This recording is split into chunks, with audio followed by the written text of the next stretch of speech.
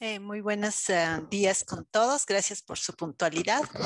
Hoy es nuestra primera clase en día viernes, así es que espero pues que em, sea el inicio de un poco de clases de viernes. Viernes siempre es un día interesante porque hemos logrado superar todas las clases de la semana y empezamos ya como a prepararnos para el fin de semana, ¿no? Que es, aunque igual toca trabajar, ya implica un cambio de agenda, un poco más de tiempo para la familia, darse un poco más de tiempo para el deporte o para descansar o hacer las actividades que te gustan como hobby, ¿no? Entonces, es un bonito día los viernes. Todos los días tienen su encanto, pero el viernes en particular es un día agradable. Entonces vamos a empezar, gracias por la puntualidad, como siempre, con el aprendizaje de unas técnicas cortas, ¿no? De ejercicios. En este caso vamos a trabajar, ayer hicimos estiramiento lateral, ahora vamos a hacer torsión de torso. Pues como ya saben, no vamos a ir muy lento con las instrucciones, simplemente sentarse bien, ambos glúteos en tu asiento, ambas plantas de los pies en el piso, tus rodillas paralelas entre sí, separadas cómodamente las piernas, tu espalda separada del espaldar, ombligo hacia adentro, esternón hacia afuera, hombros hacia atrás y hacia abajo, el mentón paralelo a ti, paralelo al piso, perdón. Entonces, esa es la postura inicial. Ahora, este ejercicio tiene dos modalidades dependiendo si tú tienes agarraderas en tu silla, como es mi caso, o si no tienes ninguna agarradera, en ese caso vamos a usar tu propio cuerpo, ¿no? Entonces, la mano izquierda se va a colocar en la agarradera del lado derecho, si es que tienes agarradera, o se va a colocar abrazándote por delante tu cuerpo. ¿Sí? Lo que sea que tengas. Y la otra mano eh, va a abrazarte por detrás el cuerpo. Entonces, esta mano de acá se coloca en la agarradera o te abrazas por delante tu propio cuerpo. Y la otra mano te abrazas por detrás o se agarra por atrás la otra agarradera.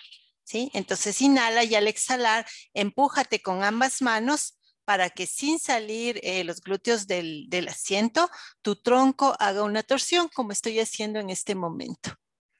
¿Sí? Entonces vas a sentir una torsión a nivel de columna porque tus vértebras lumbares siguen tratando de apuntar hacia el frente, pero tus vértebras dorsales están apuntando hacia el costado y finalmente vas a mover la cabeza por detrás de tu hombro lo más que puedas, como que quisieras ver detrás de tu hombro, como quisieras ver a tu espalda.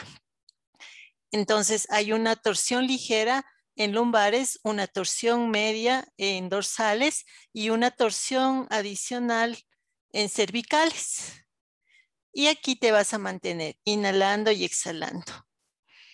Es posible que cierta incomodidad de inhalación porque un pulmón por la torsión tiene dificultad para recibir oxígeno.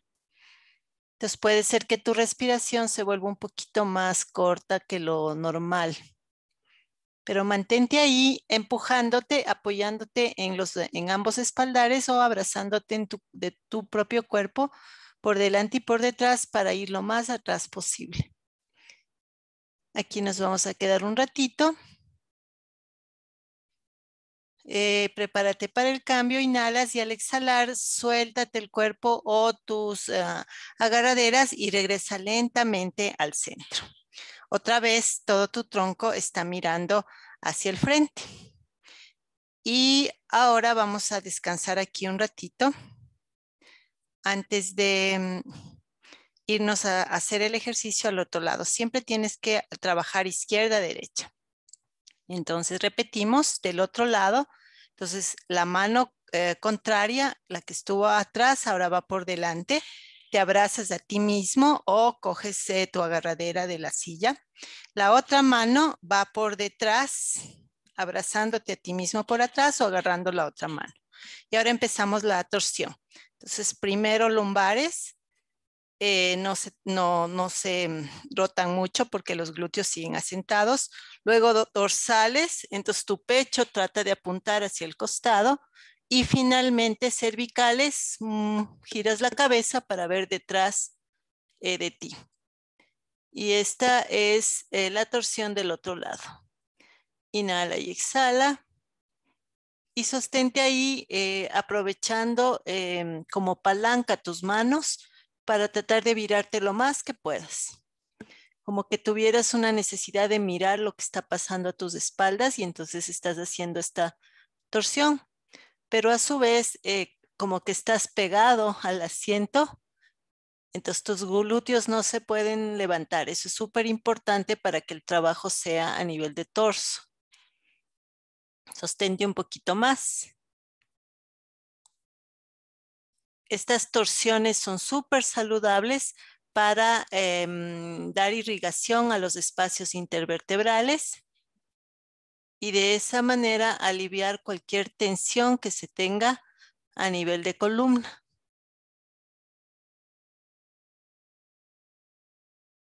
Y regresamos. Inhala y al exhalar, suéltate con los brazos y vuelve al centro. Ahora vamos a repetir esto, pero un poco más rápidamente. Lo vamos a hacer 3 veces completas, es decir, izquierda, derecha. Entonces vamos juntos. Inhala y al exhalar al un costado. Regresa. Inhala y al exhalar al otro costado. Regresas, inhalas, al exhalar, al costado, regresando, inhalas y aprovechas la exhalación para ir al otro costado. Y la última vez, al centro, inhalas y vas al otro costado. Inhalas en el centro, última exhalación, última torsión al otro costado. Y regresamos al frente, inhalando y exhalando. Qué gusto empezar esta clase con un poquito de movilización. Contarles que el día de hoy vamos a tener una clase relativamente corta porque quiero compensarles un poco el tiempo del día de mañana. Ya está en el chat del WhatsApp, para los que todavía no lo han revisado, publicado el recordatorio de mañana. Empezamos a las 7 en punto y el enlace es el mismo de la clase. Este mismo que estamos usando hoy. De todas maneras, por si acaso, se los volví a publicar. Comentarles que la facilitadora se llama Edna Estrella. Edna trabaja actualmente en Bytec, que es una empresa de desarrollo de software aquí en Quito. Ella tiene varias certificaciones en lo que es agilismo. De hecho, es miembro fundador de Agile Ecuador. Y también de Hair of Agile y de la organización de mujeres que trabajamos en Agile, a la cual yo también pertenezco. Y mañana nos puede dar incluso indicaciones de cómo pueden, si ustedes quieren, voluntariar o ser parte de la organización de Agile Ecuador. Entonces, Edna nos va a explicar cómo trabajan en Bytec en la vida real para esta primera parte del proyecto, que es pues el llegar a establecer el mínimo producto viable que dé valor al cliente y que sea factible de ser desarrollado por nosotros bajo las circunstancias de tiempo y recursos. Y también nos va a dar una visión general de la metodología Scrum que vamos a aplicar en el proyecto. Dando énfasis en algunos de los eventos que van a ser obligatorios dentro de nuestro trabajo de proyecto. Y vamos a tener un espacio al final para los que se puedan quedar. Sé que algunos tienen que salir antes, pero igual vamos a grabar para preguntas y inquietudes que ustedes pueden tener con respecto a este training que vamos a tener con Edna. Nos vamos a juntar con el otro paralelo de calidad de software, así es que vamos a estar una audiencia un poquito más grande. Los compañeros son unas 17 personas adicionales y ambos paralelos van a ser el mismo proyecto. Por esa razón vamos a aprovechar con un training conjunto. Entonces, esas son las indicaciones de hoy. Les pido que pongan mucha atención a la clase de hoy porque al final vamos a hacer un quiz, vamos a hacer un examen para bueno, el primer motivo de este quiz online que vamos a hacer hoy desde el aula Moodle es que ustedes ya vayan viendo cómo van a ser los exámenes bimestrales, porque vamos a utilizar la misma modalidad. Y segundo, que ustedes vayan ya pudiendo aplicar en la práctica a través de los escenarios problemáticos que va a plantearse en este quiz, que tiene 5 preguntas, lo que vamos aprendiendo, ¿no? Este quiz no va a afectar a su nota del bimestre, este no es una evaluación sumativa o de nota, es una evaluación formativa. Lo que me interesa en este quiz es que aparte de que ya se familiaricen con la herramienta, nos... ustedes un poco de sondear cómo estamos en el entendimiento de lo que estamos aprendiendo en clases, particularmente lo que vamos a ver el día de hoy. Sí, William, te acabo de leer. En efecto, eres la única persona que me falta en el grupo. Te había pedido por correo que me mandes tu número, pero ahorita mismo te voy a poner mi número aquí mismo en el grupo. Espérate, 1, 2, 3, 8, 4, 1, para que me mandes un mensajito WhatsApp y con tu mensaje, tu nombre, yo ya te añado inmediatamente en el grupo y te mando también la información que he estado enviando el día de hoy. Ahí también avisamos, William, que las clases solamente presencialmente sincrónicas son jueves y viernes y el día martes son asincrónicas. Entonces sí es importante que estés en el WhatsApp y que todos revisen, ¿no? El WhatsApp por cualquier indicación extra que se pueda tener. Entonces, bueno, también contarles que ya está subida en el aula virtual la grabación de ayer para los que la quieran revisar. Y sin más, entonces vamos a retomar donde nos habíamos quedado ayer, que fue en las diapositivas del capítulo 2 del texto que estamos usando como texto de estudio. Denme un segundo nada más aquí. Voy a regresarme un ratito para setear bien mi equipo de tal manera que la grabación sea eh, lo más buena posible, ¿no? Siempre son grabaciones caseras. Me gustaría tener la posibilidad de editarlas, de quitar los inicios, los fines, pero bueno, ahí con la confianza que nos tenemos y su paciencia pueden ustedes avanzar directamente a la parte que necesiten revisar cuando revisen estas clases de las diapositivas. Entonces, bueno, estamos en el capítulo 2 del texto del aporte. Vamos a hacer un breve recorrido por las primeras diapositivas y obviamente nos vamos a detener en las que todavía no hemos visto, sobre todo las que tienen que ver con el quiz que vamos a hacer el día de hoy. Debe ya quedar claro para ustedes poder explicarle a otra persona, tal vez a un compañero de cursos inferiores o que no haya tomado esta clase, qué es aseguramiento de la calidad de software.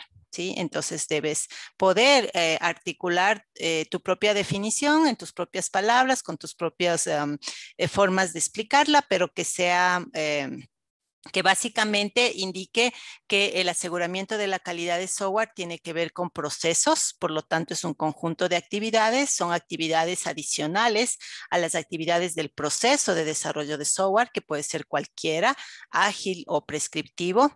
Y estas actividades de aseguramiento de la calidad lo que intentan es complementarle al proceso de desarrollo para poder tener seguridad o poder garantizar, por eso se llama aseguramiento, que el producto de software que se va a desarrollar con ese proceso va a tener una calidad aceptable para el propósito para el que sea desarrollado.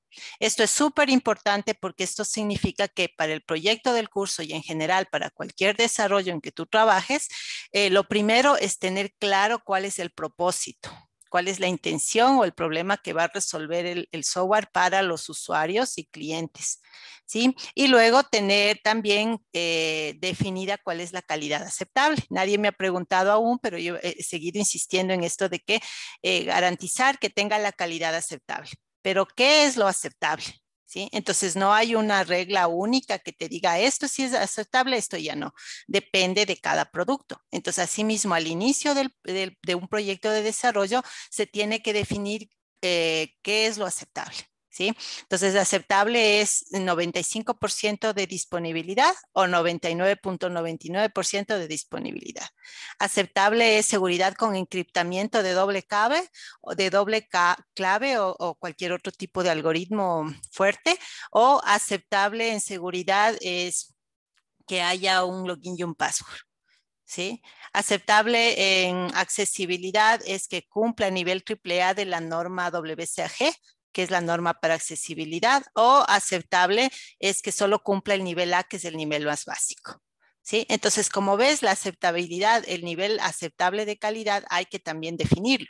Ese va a ser tu meta, así como te pusiste una meta en el proyecto de mejora de calidad de vida, ¿no?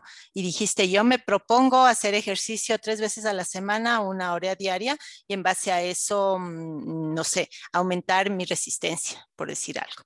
Entonces ahí estás planteándote la meta de calidad a la que quieres llegar. A fin de mes o a fin de cada semana habrá que ver si efectivamente avanzaste correcto hacia esa meta, si cumpliste con lo que tú mismo pusiste como aceptable. ¿Sí? Entonces es lo mismo y claro, vamos a ir viendo acá cómo hacer esas definiciones, ¿no? Entonces eso en el criterio. Luego, en los costos de la calidad, entender que hacer productos de software con calidad sí cuesta más que hacerlos sin calidad, si lo ves por platas, ¿no? A nosotros en Insoft por lo general nos atribuyen ser careros, ¿no? Entonces dicen, no, lo que pasa es que ustedes cobran caro. Y sí, nosotros cobramos más que la media en el mercado, pero también nosotros garantizamos mejor calidad definitivamente que la mayoría de la competencia. ¿Sí? Yo lo que les suelo decir a los clientes que dicen, no, es que tengo a su empresa colega que me va a hacer al 75% del precio de lo que usted me dice, le digo, bueno, pues en ese caso le deseo suerte con esa empresa de competencia, pero yo no tengo manera de bajar mis costos, porque para bajar mis costos lo único que podría hacer es bajarle la calidad o bajarle el alcance. ¿Sí? Y no quiero hacer ninguna de las dos cosas. Yo no le voy a entregar un producto por hacerlo más barato que sea de menor calidad o entregarle un producto incompleto. En ese caso es mejor pues que partamos caminos y que usted le vaya bien con otras empresas. Una persona muy experimentada en nuestro país en el área de software que se llama Luis Adriano Calero, muy amigo mío, mentor también, nos decía al inicio, cuando nosotros recién empezamos la empresa 20 años atrás, tranquilos, no sientan pena por perder un cliente, entre comillas, porque lo más seguro es que a la vuelta del tiempo ese cliente te regrese y te diga, tenía razón, el software barato que compré, el software incompleto que compré, el software de mala calidad que compré, no me di cuenta en ese instante, quería ahorrarme un poco de plata, pero no me resultó, lo tuvimos que botar, no nos implantaron bien, nos hicieron perder plata en producción, así es que regreso para que usted me ayude con su producto. Y en efecto, eso nos ha pasado más de una vez. Y aquí estamos, hemos sobrevivido incluso pandemia, incluso la dolarización en el año 99. Entonces, sí es posible hacer ingeniería de software con calidad en este país. No es que sea fácil en el sentido de que sí te toca trabajar mucho, pero como es como todo, ¿no? Sí es posible. Entonces, eso tiene que ver con los costos de la calidad. Entonces, la calidad, la buena calidad tiene un costo, no es gratuita, pero la mala calidad tiene un costo mayor. Entonces el cliente puede escoger o te paga a ti extra para que hagas el producto de buena calidad o luego paga las consecuencias de los costos de la mala calidad. ¿Sí? Entonces, costos que están ahí integrados, costos de prevenir, que son los costos de aseguramiento, costos de hacer evaluaciones de calidad, costos de los fallos, sean estos fallos internos, o sea, antes de ir a producción, o externos, ya cuando se esté en producción, y los costos de garantías, los costos de multas, penalizaciones legales, juicios incluso, o costos intangibles como pérdida de reputación. Entonces, todos estos son costos que tiene que valorar el cliente, el que va a financiar el proyecto. Y aquí, bueno, explicamos un poco en detalle cada uno de esos costos. Sin embargo, ustedes deben leer el capítulo 2 y ver los ejemplos, ¿no? Porque ahí están las explicaciones adicionales. Eh, como sabemos, mientras más tiempo permanece un defecto vivo en el producto de software, si pasa su infancia, su adolescencia, su juventud y si llega a la adultez, cada vez se vuelve más costoso eliminar ese defecto del producto. Por lo tanto, lo más inteligente es evitar que el defecto ingrese. Eso es aseguramiento de calidad. Y cuando de todas maneras se nos han colado defectos, encontrarlos y eliminarlos lo más pronto posible. Eso es control de calidad y depuración. ¿Sí? Entonces eso tenemos que tener muy claro para tener una buena estrategia. Otra cosa importante que vimos es que los defectos pueden insertarse en el producto de software en cualquier momento, no solamente cuando codificas, ¿sí? Sino en cualquier parte, incluso vean ustedes aquí, incluso puedes tener defectos que se insertan en el soporte una vez que estás en operación. Y en codificación será casi un 12% de los defectos, estadísticamente hablando, que se insertan, igual que más o menos igual que en diseño, más o menos igual que en arquitectura. En pruebas se insertan menos defectos, o sea, cuando estás probando te equivocas menos, pero donde más nos equivocamos los ingenieros es en requerimientos. ¿Y por qué es esto? Porque nuestra formación está más enfocada intuitivamente hacia lo tecnológico, hacia las herramientas hacia los ambientes de desarrollo, hacia los lenguajes, hacia los diseños, las arquitecturas, hacer pruebas, es decir, todo lo que va de aquí para acá. Y fíjate que ahí sí tenemos equivocaciones y sí se insertan defectos, pero no tanto como acá. Acá hay mucho componente comunicacional. Acá hay un tema de soft skills, como decía algunos de ustedes en el trabajo de esta semana, de habilidades blandas que tú tienes que tener, de relaciones interpersonales, de comunicación, de entendimiento, de empatía, cosas que a veces nos cuestan, ¿no? Entonces, porque no somos de esa área social. Entonces, por eso vamos a tener un segundo taller que hablaremos la próxima semana de ello, justamente para tratar de tener una capacitación sobre los temas que nos pueden ayudar para bajar este nivel de defectos. Casi el 50%, casi la mitad de los defectos estadísticamente están destinados a ser insertados durante los requerimientos, es decir, al inicísimo del proyecto. Ok, eso es súper importante de acordarse. Aquí está el objetivo de calidad del proyecto de ustedes y en base al cual yo haré la calificación respectiva, ¿no? Entonces, ustedes van a ir registrando su trabajo y retrabajo individual y luego como equipo. Mi tesista y yo les vamos a ir proporcionando todas las plantillas para que ustedes puedan ir haciendo esos registros y sea estandarizado entre todos los equipos. Y al final podremos saber el porcentaje de retrabajo que hizo el equipo. Mientras menos retrabajo, mejor. ¿Sí? Mientras más retrabajo significa que se trabajó de manera más inmadura. Estadísticamente en Ecuador, esta es una clasificación dada por CMMI, ¿no? Que es un modelo que vamos a ver nosotros también en este curso. Estadísticamente en Ecuador nosotros nos ubicamos por lo general como empresas de software en los dos niveles más bajos, inmadurez o algo de gestión de proyectos, pero hasta ahí.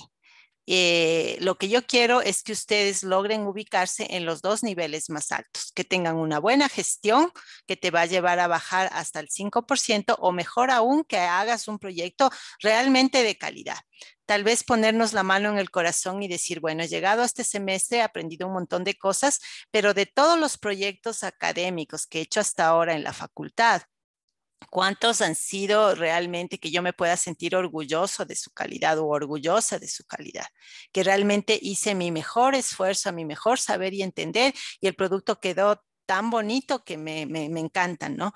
Entonces, en porcentaje de todos tus proyectos y deberes y trabajos y demás, ¿cuántos llegan a ese nivel de satisfacción personal que tú puedas tener? Esa es un poco la medida de dónde te ubicas ahorita tú actualmente, como mentalmente, ¿no? Tu ubicación mental. Y ya para ver una ubicación más, digamos, objetiva, vamos a hacer estas mediciones. Y obviamente esa será una medición en equipo. Ya cada uno de ustedes podrá también luego analizar individualmente, que también hay cómo. Entonces, vimos hablar, casi lo último que hablamos ayer fue de la cultura de la calidad, y ahí vimos que alrededor de la cultura de calidad están las metas del proyecto de desarrollo, las partes técnicas que aplicas, las buenas prácticas técnicas, la tecnología que aplicas, todo lo que tiene que ver con decisiones de gestión y, en definitiva, todas y cada una de las acciones de nosotros. Y aquí empiezo con el quiz de hoy. En el quiz de hoy, ustedes van a ser planteados escenarios, 5 escenarios, son 5 preguntas, ¿no? Y en cada uno de esos escenarios tú vas a tener que tomar una acción, tal como tú la consideres adecuada. ¿Sí? Entonces, estos escenarios nos van a permitir reflexionar en el hecho de que cada día de trabajo o cada día como estudiante, en el caso de ustedes, o como profesora en mi caso, nos enfrentamos a accionar, a decidir y accionar, decidir y accionar. Entonces, es súper importante que esas decisiones y acciones que tomamos cada uno de nosotros cada día estén enmarcados dentro de esta cultura de calidad de la ingeniería de software, estén enmarcados dentro de la ética. Entonces, eso en parte de la cultura. Y aquí nos habíamos quedado ayer revisando este listado que nos propone Laporte en el libro de Software Quality Assurance. Entonces, los primeros puntos ya los vimos. El primero, nunca dejes que tu jefe o cliente te haga hacer un trabajo pobre desde la perspectiva de calidad. 2, las personas a tu alrededor deben sentir que su trabajo es apreciado. Nunca está de más decirle a alguien buen trabajo cuando su trabajo ha sido bueno, obviamente. Nunca está de más agradecer a alguien por haber hecho un esfuerzo adicional en algo que tenía que hacer. Nunca está de más reconocer que algo le quedó bonito a alguien, ¿no es cierto? Entonces, hay un lema básico que desde que yo lo empecé a aplicar en mi vida me ha ayudado muchísimo, que es que tú felicitas y agradeces a la gente cuando se lo merece, obviamente, en público, y cuando necesitas reclamarle o necesitas criticarle, es preferible hacerlo en privado. ¿Sí? De esa manera, incluso tu mensaje llega mejor, tanto el mensaje de agradecimiento como el mensaje de crítica. A veces también es necesario decirle a alguien, oye, has hecho un código pésimo, qué mal trabajo con tu documentación, ¿sí? No estás cumpliendo con las reglas de codificación del lenguaje que estamos usando. Entonces, también como jefe te va a tocar muchas veces criticar a la gente, pedirle que se esfuerce más, etcétera. Entonces, cuando tengas que estar en ese escenario, hazlo en privado. Cuando estés en el otro escenario de reconocer y apreciar el trabajo que la gente hace, el esfuerzo extra, hazlo en público. El punto número 3, educación continua es responsabilidad de cada uno de nosotros. Entonces, no se conformen con asistir a la clase, lean más, busquen cursos en línea, todo lo que sea para tu autorrealización que hablábamos en las dimensiones de la calidad de vida, ¿no? Eso te va a ayudar a sentirte mejor contigo mismo también, porque implica que te aprecias y que por eso buscas siempre mejorarte como persona, ¿no? Y como profesional. Punto número 4, participación del cliente es el factor más importante en la calidad de software. Entonces, si tú haces el desarrollo desligado del cliente, lo más seguro es que ese producto final no vaya a ser satisfactorio para dicho cliente. Aquí en este punto 4 hay un twist que les quiero contar porque ese no está en los libros desde la experiencia, que es el hecho de que también hacer que el cliente sea partícipe de lo que pasa en el desarrollo le vuelve de cierta manera corresponsable del mismo. Entonces nos ha pasado a veces porque pues pasa que hemos tenido problemas ya saliendo a producción, incluso una vez tuvimos que hacer rollback, es decir, ups, lo mismo no funciona, pongan nomás el software anterior y tenemos que rehacer cosas. Es súper terrible y costoso hacer eso, pero gracias a este concepto 4 de hacer que el cliente participe, incluso cuando nos ha pasado eso, hemos sido corresponsables. No hemos estado en la posición de que el cliente nos diga, es que ustedes han hecho mal todo y por eso ahora fracasamos y ahora les vamos a demandar o les vamos a cobrar la multa o vamos a cancelar el contrato o me devuelves la plata. No nos ha pasado eso porque al ser copartícipe de cierta manera es corresponsable también incluso cuando las cosas salen mal. Y hemos tenido que decir, sí, es verdad, nosotros nos equivocamos en pedirles que nos den la salida a producción, pero tú también, ustedes también se equivocaron al darnos ese permiso. Y entonces la equivocación es compartida, asimismo compartamos las pérdidas, ¿no? Y entonces es importantísimo la coparticipación para evitar que las cosas salgan mal y si es que las cosas de todas maneras salen mal, porque a veces hay imprevistos y no se puede tener todo bajo control, tener también esta corresponsabilidad del cliente. El punto 5, tu reto más grande es compartir la visión del producto final con el cliente. Que estemos ambos pensando lo mismo, ¿no? Que tú no estés pensando rosas y él esté pensando claveles. Entonces tú le entregas una rosa hermosísima, pero él le queda viendo y te dice, pero no es el clavel que yo pensaba que me ibas a dar. ¿Sí? Entonces ambas son flores y ambas son bonitas, pero las expectativas del cliente eran otras. La visión no era compartida. Entonces, si le quieres contento, tienes que asegurarte que entiendes que la flor que él quiere es clavel y pues traerle un clavel, ¿sí? Entonces vas a tener un nivel de satisfacción de usuario adecuado.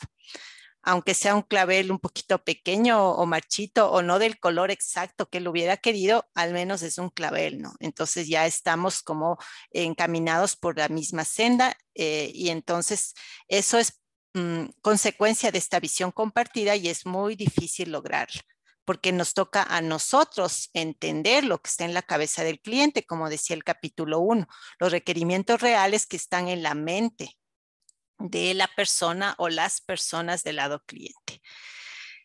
Continuamos entonces, aquí nos habíamos quedado, el punto número 6, mejoramiento continuo en tus procesos de desarrollo de software. No solamente es posible hacerlo, es fundamental. Y ahí es donde fallamos muchísimo en la industria de software ecuatoriana, de mi experiencia y de los lugares donde yo he visto y he trabajado, ¿no? A veces nos quedamos muy cómodos en un proceso que mal que bien nos ha funcionado y lo seguimos utilizando igual una y otra vez y una y otra vez. No lo mejoramos, no nos sentamos a reflexionar qué hicimos mal o más o menos y podemos cambiar para hacerlo mejor la próxima vez. No nos sentamos a reforzar las buenas prácticas, decir, esto funcionó, entonces de ahora en adelante así vamos a hacer en el resto de proyectos.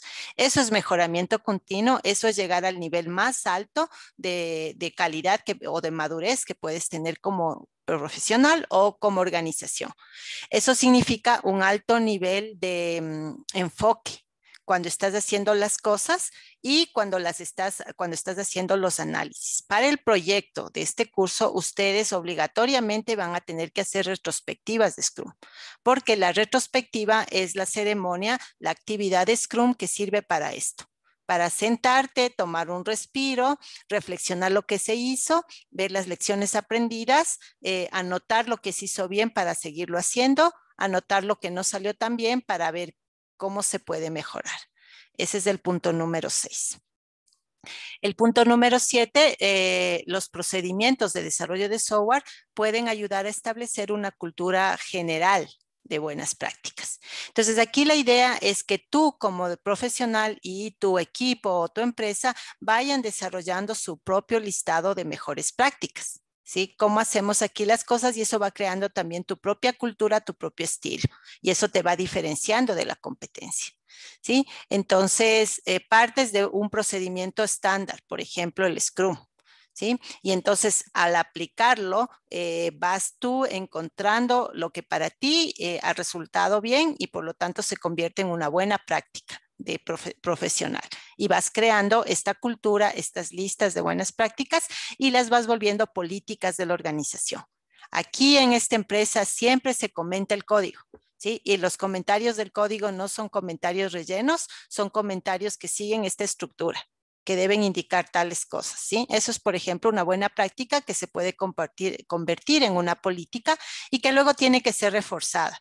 O sea, le aplaudo, le premio al programador que cumplió con la buena práctica y de alguna manera le sanciono, le hago notar al que no lo hizo, ¿sí? Porque se necesita tener siempre ese feedback, esa mano en la espalda que te dice que bien que lo has hecho, o esa amonestación que te hace notar que no estás dando lo mejor de ti.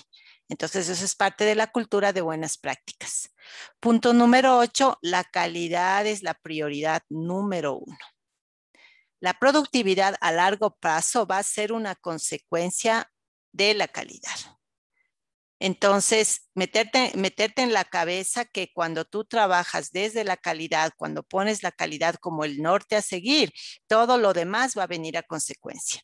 Cuando te olvidas de la calidad, tarde o temprano, ese karma te regresa, ¿sí? Entonces, al final, al largo tiempo, al mediano y largo plazo, cuando haces las cosas con calidad, vas a tener una mejor productividad.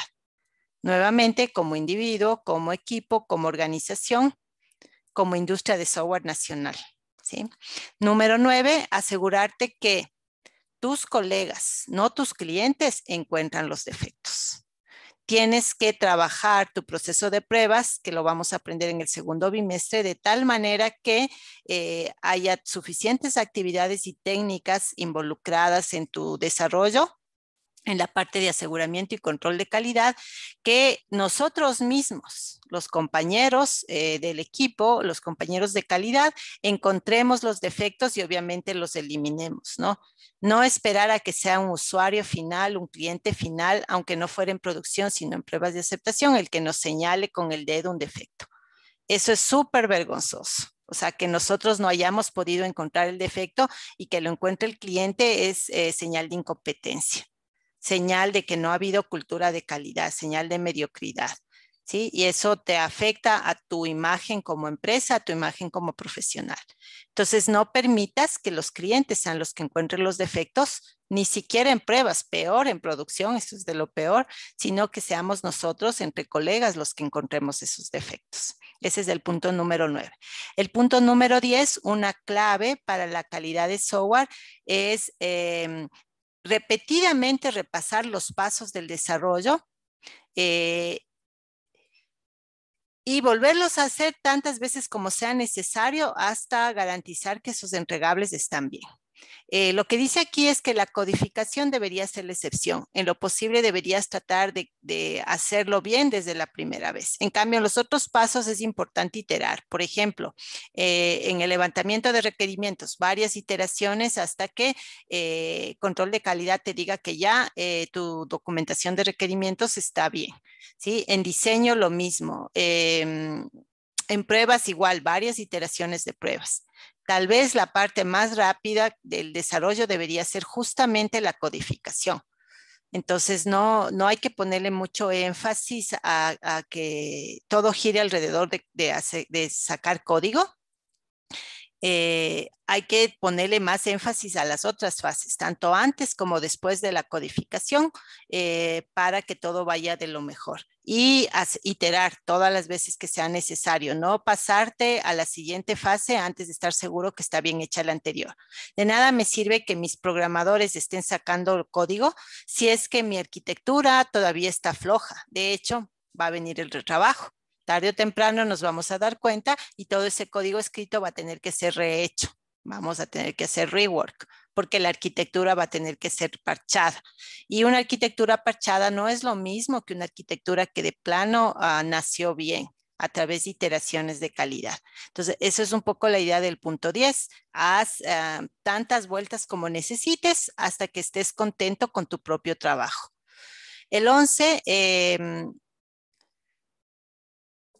los reportes de errores y manejar o gestionar todo lo que son pedidos de cambio de manera adecuada es fundamental para lograr buena calidad y para el proceso de mantenimiento. Entonces hay que tener un buen mecanismo para ir reportando, para ir registrando todo el proceso de defectos y fallos que se va encontrando durante el desarrollo y también todos los pedidos de cambio que va haciendo el cliente, porque esa es otra realidad. Por más que hayas hecho todo lo anterior, la vida misma cambia y por lo tanto los requerimientos cambian sin que sea culpa de nadie ni omisión de nadie. Y hay que llevar un buen registro tanto de esos cambios solicitados, de los que sí se logra hacer como de los que no, porque a veces hay que decir que no, o sea, esta iteración va como va, terminamos esta iteración y vemos si ese cambio puede entrar en la siguiente o este proyecto va como va y eso tendría que ser otro proyecto con otras platas, con otros tiempos. ¿Sí? Porque tampoco podemos abrir el arca de los requerimientos indefinidamente, ilimitadamente, ¿no? Ahí quebraríamos al primer proyecto.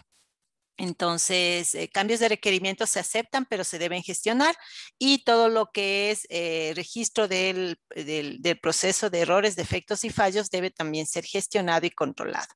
Me va a servir para mejorar la calidad y me va a servir para hacer bien el mantenimiento. Punto número 12. Si mides lo que haces, vas a aprender cómo hacerlo mejor. Como en el caso de las actividades personales de mejoramiento de tu vida, ¿no? Tú decías, por ejemplo, yo quiero, Diana nos decía, yo quiero aprender ruso, ¿no?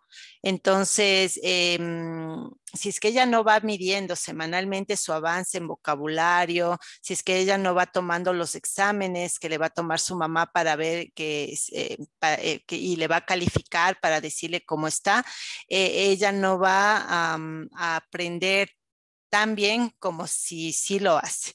Entonces, las mediciones son súper importantes y por eso es que hoy día vamos a tener una medición. Esta medición no va a afectar a tu nota, entonces eso te quita digamos, te quita la presión de tratar de hacerlo bien a toda costa solamente por el otro objetivo que es el de notas, ¿no? Quisiera que se centren en el objetivo de aprendizaje continuo. Te liberes de la responsabilidad de sacar una buena nota y simplemente te enfoques en aprender. Entonces, por eso vamos a hacer esta medición y hemos de conversar de los resultados en la próxima clase. El punto número 13, haz lo que parezca razonable, no te bases en los dogmas.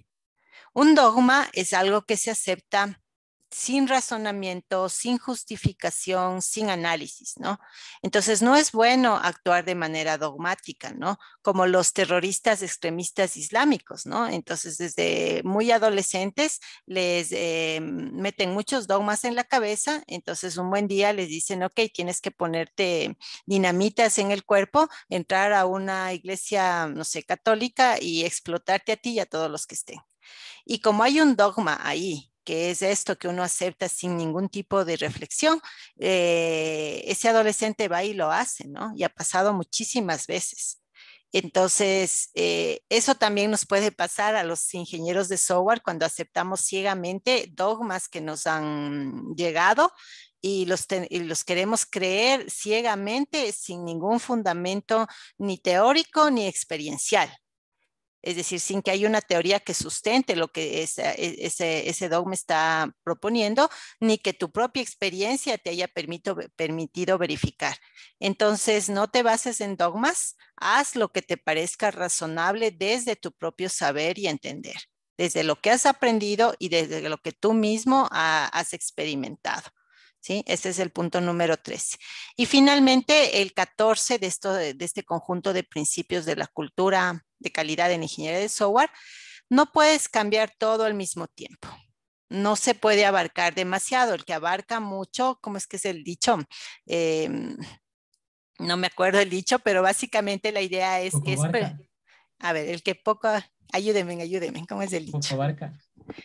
El que mucho abarca, poco logra. No me acuerdo, parezco el chavo. Aprieta, Parezco el aprieta, chavo. es profe. Apriete, sí, sí. Sí, aprieta.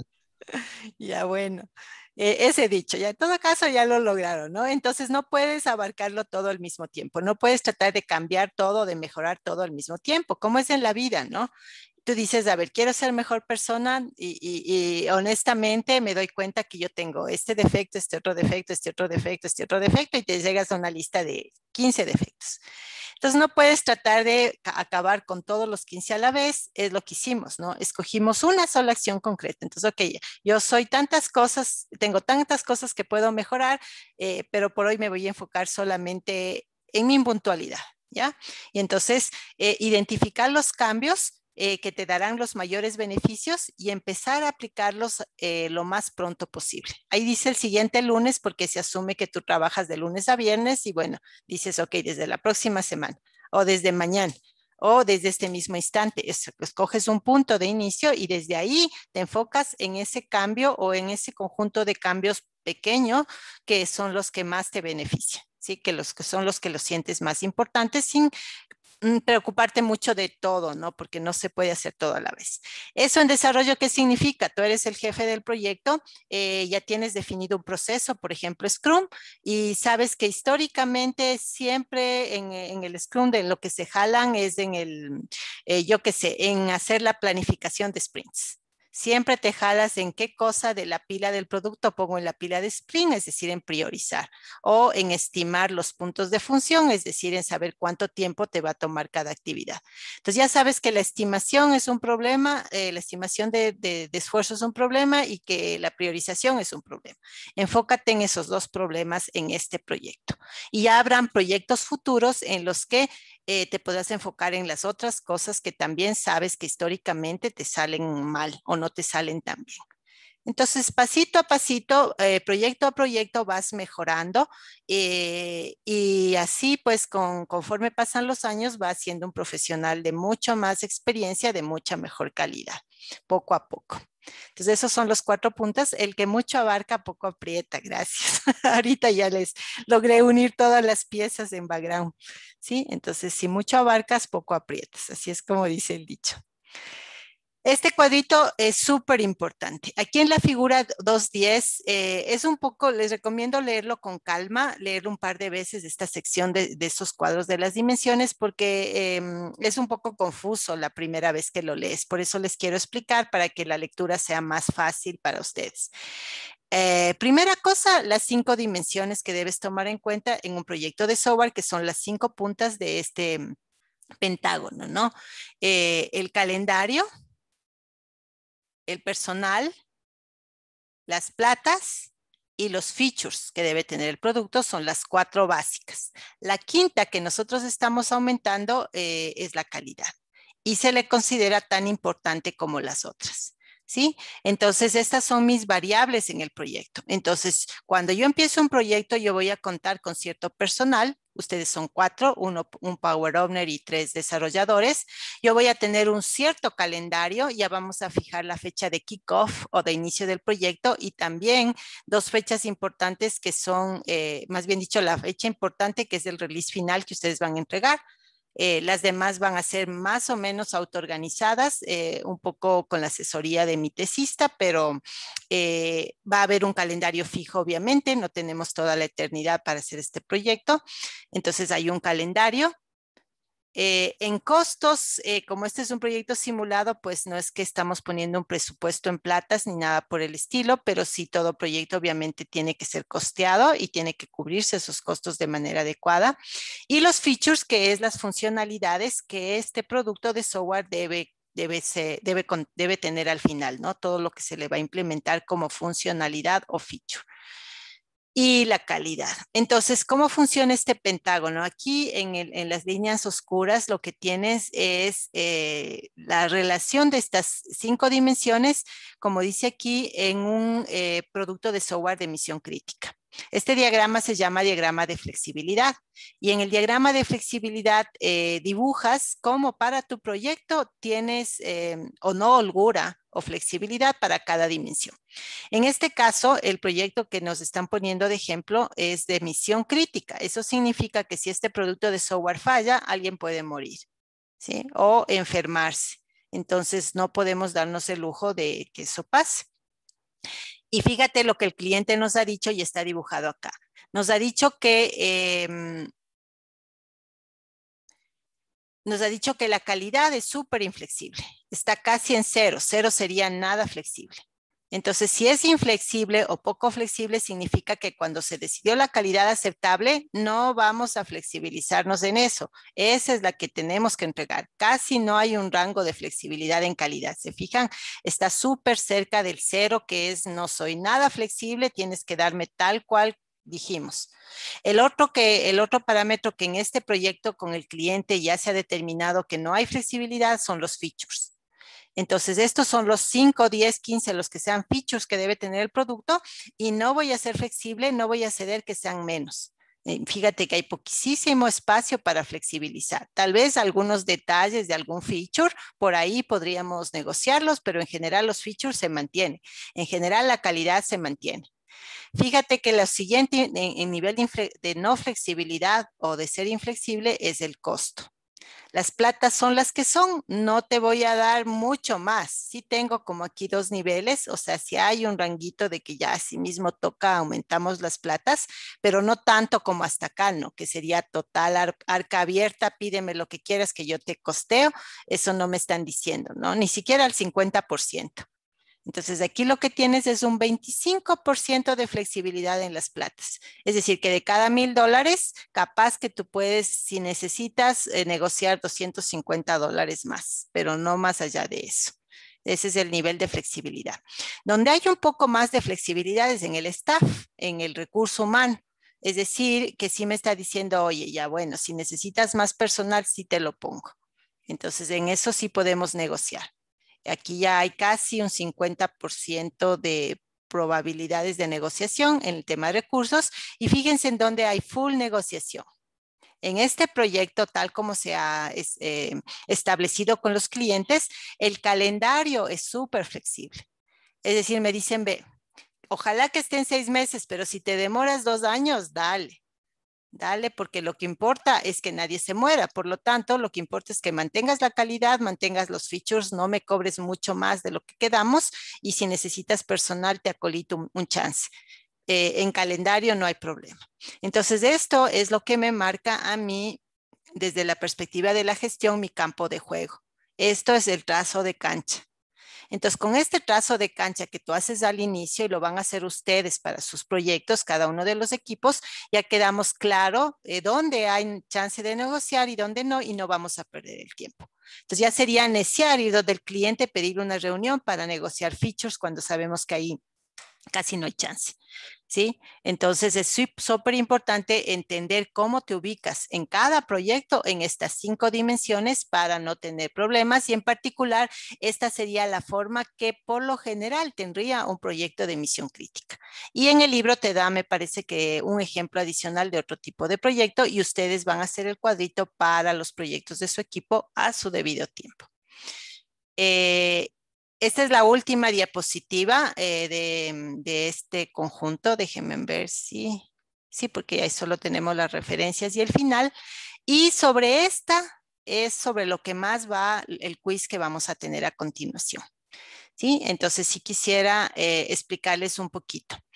En el año 1999, ya el siglo pasado, hace más de 20 años, la gente de la IEEE, que es una de las asociaciones más importantes actualmente en el tema de software, a pesar de que es una asociación de ingenieros eléctricos y electrónicos, al momento la IEEE hace mucho trabajo de estandarización en la parte de software. Por ejemplo, el estándar IEEE 730, que es muy importante para nosotros, aseguramiento de producto de software, es de la IEEE.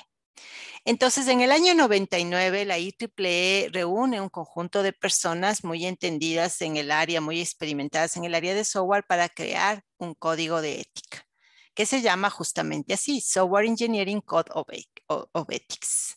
¿Sí? Este código de ética establece 8 principios fundamentales que todo ingeniero de software, y nótense en la gran responsabilidad que ustedes y yo tenemos al tener esa titulación, porque mi título de maestría es de Software Engineering y su título de pregrado es una maravilla, es de ingeniero de software. ¿sí? Entonces, estos 8 principios nos aplican a todos nosotros al 100%. Entonces, la IEEE dividió el código de ética en estos 8 principios y de cada uno de esos principios estableció unas cláusulas. Entonces, los principios son, así en resumen, el principio del bien público. Los ingenieros de software debemos actuar siempre consistentes con el interés público. Vayan tomando nota de estos principios porque en base a la aplicación de estos son las respuestas del quiz. Entonces, lo primero, lo más importante es el público, la sociedad. Y siempre debemos actuar consistente con lo que es de mejor interés, con lo que es en bien del público en general, de la sociedad en general. Segundo, tus clientes y tus empleadores o jefes. Los ingenieros de software debemos actuar de tal manera que sea en el mejor interés de tu cliente, en el mejor interés de tu empleador o jefe, siempre y cuando sea consistente con el interés público. Ojo con esta parte. ¿Sí? Porque eso significa que si tu jefe o tu cliente te piden cosas que se van contra el bien público, eso va contra el principio número 2. Entonces, sobre tu cliente y sobre tu jefe está el bien de la sociedad en general. Súper claro, tenemos que estar ahí y acordarte de esta priorización te va a ayudar muchísimo cuando la vida te ponga en escenarios de conflicto ético, como los 5 escenarios que vamos a revisar ahora en el quiz que ustedes van a hacer. El tercero es el producto como tal. Los ingenieros de software debemos asegurarnos que nuestros productos y sus modificaciones cumplen con los más altos estándares profesionales posibles. Entonces, fíjate que primero está la gente. En primer lugar, toda la sociedad en general. Yo no puedo participar en un proyecto de software para hacer un producto que haga daño a alguien de la sociedad, que haga daño a la humanidad, a los humanos, a un conjunto de humanos o a la naturaleza. Segundo, está mi cliente, al que me debo porque tengo una relación profesional con él, o a mi empleador al que me debo porque tengo una relación contractual con él, pero después del público. Después de que ya pasas la parte de la gente, llegas al punto 3, que es el producto de software como tal, te comprometes a desarrollarlo con los más altos estándares profesionales posibles a tu mejor saber, entender y recursos disponibles. ¿Sí? Entonces no te vas a conformar con hacer algo mediocre porque te da pereza, porque no importa si nomás se va y ya, porque no se ha de dar cuenta. Todo eso se va contra el punto número 3. Tú debes hacer tu mejor trabajo posible en lo que al producto se refiere. Y aquí quiero que se enfoquen en el proyecto que vamos a hacer. Este proyecto en principio no llegaría nunca a producción, a pesar de que yo sí estoy pensando que ojalá alguno de los productos sea lo suficientemente estable como para poder plantearlo en la vida real, porque vamos a resolver un problema de la vida real en la Politécnica Nacional. Entonces, en principio está aperturada la posibilidad de que alguno de los productos de ustedes llegue a operación real. Pero eso veremos al final según el nivel de calidad que hayan alcanzado, porque si los proyectos no tienen un nivel aceptable, pues ni para ofrecer, ¿sí? Entonces tú vas a hacer tu mayor esfuerzo para cumplir con el punto 3. Punto 4, judgment o juicio, ¿no? Los ingenieros de software debemos mantener integridad e independencia cuando hacemos juicios profesionales, cuando damos una postura profesional. Integridad e independencia.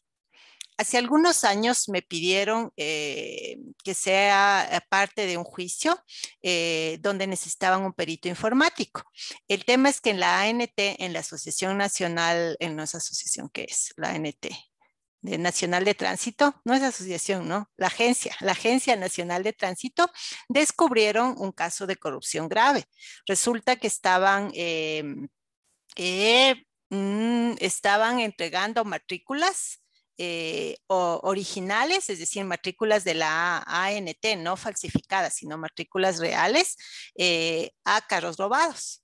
Y la única manera de hacer esto era, obviamente, desde el interior de la ANT. Entonces, en el ANT trabajaban en ese entonces gente militar, no, gente de la policía como autoridades y pues gente civil como nosotros en el área de informática. Entonces, la única manera de que esto hubiera sido posible, de que se entreguen matrículas originales de ANT a carros robados, era a través de que hubiera una organización criminal interna que se ubicaba entre los jefes policías y la gente de informática. y era gravísimo porque eso era penal, es decir, para ir a la cárcel. Entonces el juez pidió apoyo a la poli y la poli me designó a mí como perito informático. Entonces mi función en ese caso era dar un juicio profesional. Y estrictamente lo que yo tenía que decir era si era o no técnicamente posible que alguien se hubiera hackeado los sistemas de la ANT, alguien externo a la ANT, para generar estas matrículas.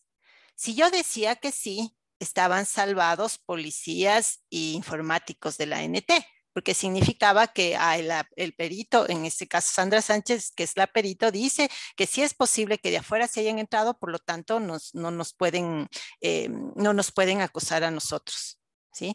Pero si yo decía que no, porque yo le reportaba al juez, eso significaba que el juez tenía elementos técnicos para decir que como no era posible hacerlo desde afuera, entonces necesariamente fue desde adentro y toda esa gente iba a la cárcel, ¿sí? Entonces, imagínate la responsabilidad que cae en tus hombros, la libertad de no una, sino de varias personas, ¿no? Y de equivocarte, la posibilidad de que vayan personas inocentes a la cárcel. Y de equivocarte en el otro sentido, la posibilidad de que personas criminales queden sueltas. Punto número 4. Mantén tu integridad e independencia en tu juicio profesional. Entonces, ¿qué hice yo? Pues hacer todos los análisis del caso, del sistema, que era un sistema bajo Unix, de las seguridades que tenía y pues darles mi criterio de que sí se podía o no se podía. No les cuento mucho, pero pasa que en el transcurso del tiempo que me dejó el juez para mí, para yo poder hacer el análisis y como yo tenía acceso completo a servidores, códigos, configuraciones de sistema operativo, bases de datos, todo para poder analizar y definir y decidir. Obviamente ellos me conocieron, yo no era anónima, empecé a recibir llamadas, empecé a recibir presiones, empecé a recibir ofertas de todo, ¿sí? Entonces te dicen, oiga, si necesita algo, nosotros le proveemos, o te dicen, tenga cuidado con lo que hace, porque después le puede ir mal, cosas así reales, ¿no? De la vida real. Entonces ese es el punto 4, es el juicio, y tú siempre íntegro, siempre independiente, con el juicio que realmente tú como profesional puedas dar en una situación así. Punto número 5, la gestión. Los jefes, los gestores de la ingeniería de software y los líderes se deben adscribir a este código de ético y lo deben promover tanto en su gestión, en proyectos de desarrollo, como en la gestión de mantenimientos de producto de software en operación. Entonces, si a ti te toca ser gestor, jefe de un proyecto, jefe de un departamento de sistemas, dueño de una empresa de software, no sé, viceministro de tecnología de un ministerio, lo que sea, si tienes una posición de gestión, tienes que aplicar el código de ética en todo lo que esté bajo tu responsabilidad. Punto número 6, la profesión. Los ingenieros de software deben promover el avance de la integridad y de la reputación de la profesión consistente con el interés público. Entonces tú eres representante no solamente de ti mismo, no solamente de la Facultad de Sistemas de la Poli, eres representante de toda la profesión de software en general, ¿sí?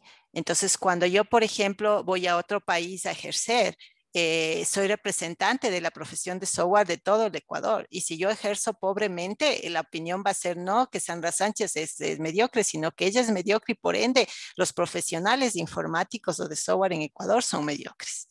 ¿Sí? Entonces, nosotros todos y cada uno de nosotros tenemos que cumplir nuestra parte para mejorar la reputación y la integridad de nuestra profesión. En nuestro medio se nos considera careros y se nos considera en general incompetentes, porque para el cliente cualquier problema que hay es culpa de los de software. ¿Sí? Hasta los problemas que no son de software nos acusan a nosotros. Entonces hay que hacer muchísimo en cultura informática, en los no informáticos, para que entiendan la complejidad de los desarrollos de software y para que aprecien nuestro trabajo profesional. Eso hay muchísimo que hacer, pero lo primero es casa adentro. Primero nosotros mismos tenemos que entender esas complejidades y apreciar el trabajo que hacen los colegas y la complejidad que tiene el trabajo que todos nosotros hacemos, ¿no? Punto número 7, justo colegas. Los ingenieros de software deben ser justos y apoyar a sus colegas. Tú tienes dos maneras de ver a los colegas. La una es de modo competencia y la otra es de modo colaboración. Yo les aconsejo, porque a eso es lo que a mí me ha funcionado y yo solo puedo hablar desde mi propia vida. Vean siempre a los colegas desde el modo colaboración, no los vean como competencia. Sí, vamos aquí a usar el término competencia porque así es como se ve algunas de las técnicas, algunos de los modelos, se usa la palabra competencia cuando hablas de otras empresas, pero para nosotros la clave ha sido a no competir con las otras empresas, hacer alianzas estratégicas, ser compañeros, ser colegas. Sumar esfuerzos, ¿sí? Entre empresas y también entre personas, ¿no? Entonces, siempre acolitar a los colegas, siempre darles apoyo, siempre ser justos con los colegas, eso es súper importante porque solo lo que se da se recibe. Entonces, si tú das un trato justo, respetuoso a tus colegas también te van a respetar y te van a dar un trato justo. Pero si tú desprecias a los colegas, si tú hablas mal de tus colegas, te va a pasar lo mismo, te rebota todo, ¿no? Entonces, eso es el punto número 7, colegas. Y el punto número 8, contigo mismo, el self. Los ingenieros de software deben participar en aprendizaje de por vida referente a su práctica profesional y deben promover este enfoque ético en la práctica de la profesión. Entonces también tienes una responsabilidad ética contigo mismo de continuarte preparando, de continuar aprendiendo y de aplicar este código. Eso es básicamente lo que explica este capítulo 2. Entonces les quiero mostrar acá en el aula virtual un par de recursos que les puede servir para revisar mientras hacen el quiz, porque los puedes revisar, o sea, no me interesa que estés a libro cerrado ni nada por el estilo, me interesa que razones, reflexiones y respondas. Y si para ello necesitas apoyarte en algo, puedes abrir el libro, puedes abrir las diapositivas, puedes conversar con un compañero, a la final tú vas a poner tu propia decisión y también puedes hacer uso de estos dos enlaces. Déjenme mostrarles. ¿Dónde están? Aquí.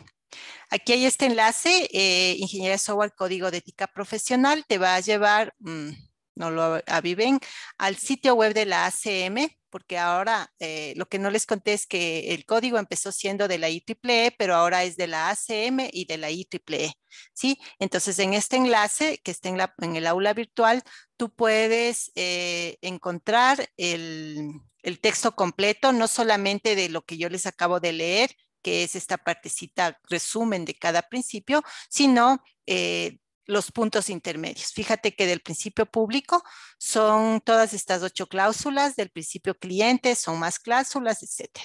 ¿Sí? Entonces aquí está completo, lo puedes revisar si es que te da dudas para responder el quiz. Segundo, para los que son más visuales, les he ubicado en el YouTube lo mismo, pero en video.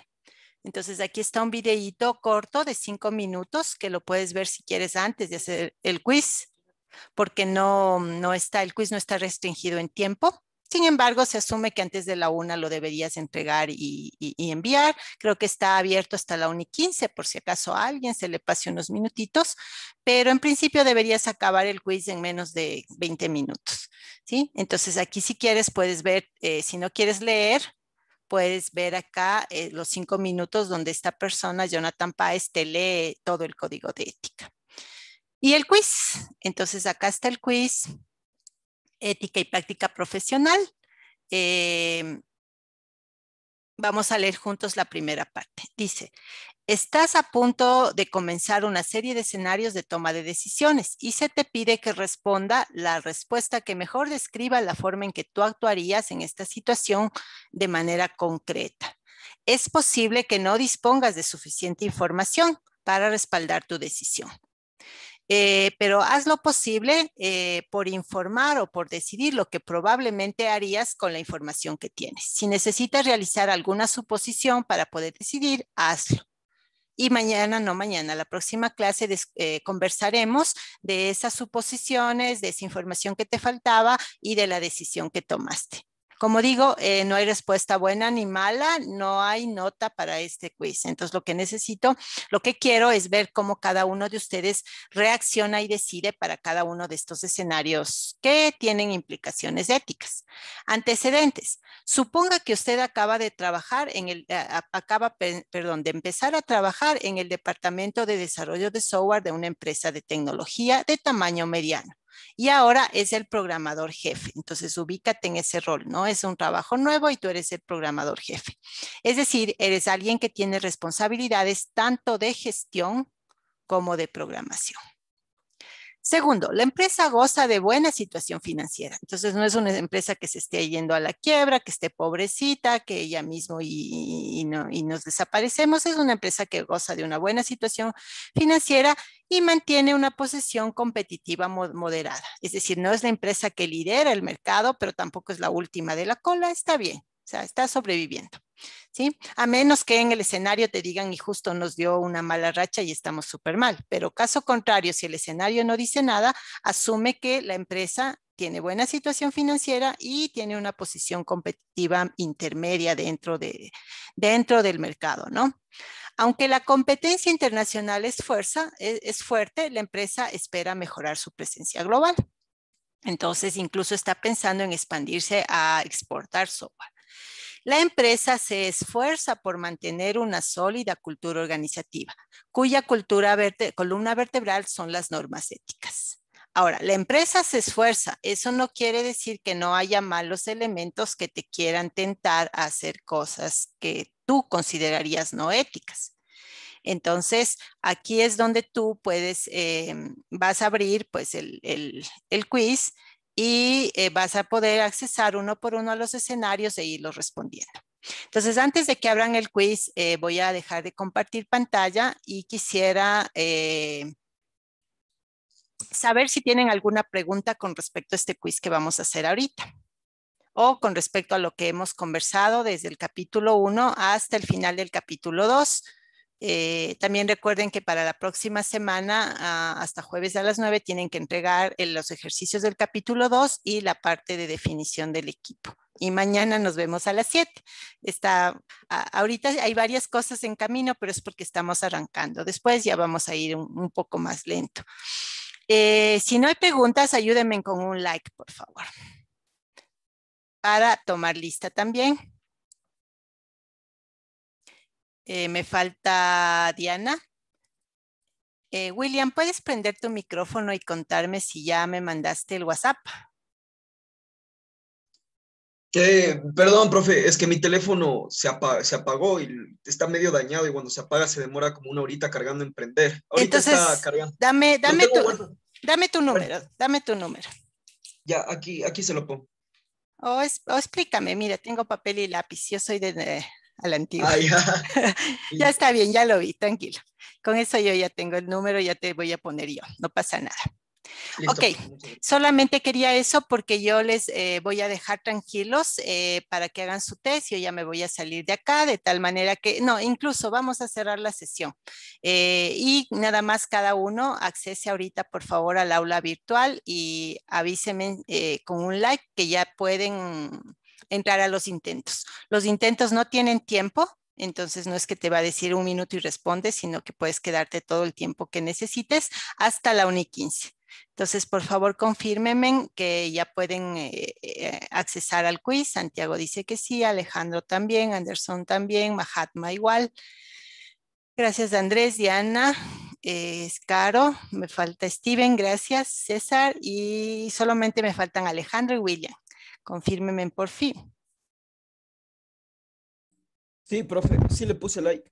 Ay, es que ya se fue. Gracias. Ok, entonces me voy tranquila porque veo que todos pueden accesar y nos vemos mañana, por favor, 7 en punto de la mañana. Yo sé que es temprano, pero al que madruga Dios le ayuda, dice. Entonces, suerte con el quiz y mañana nos vemos a las 7 para conocerle a Ed. Que estén muy bien, chicos. Voy a cerrar esta sesión. Hasta luego. Hasta luego. Hasta Suerte luego, con profe. el quiz. Mándelo antes de 1:10. Chao, chao.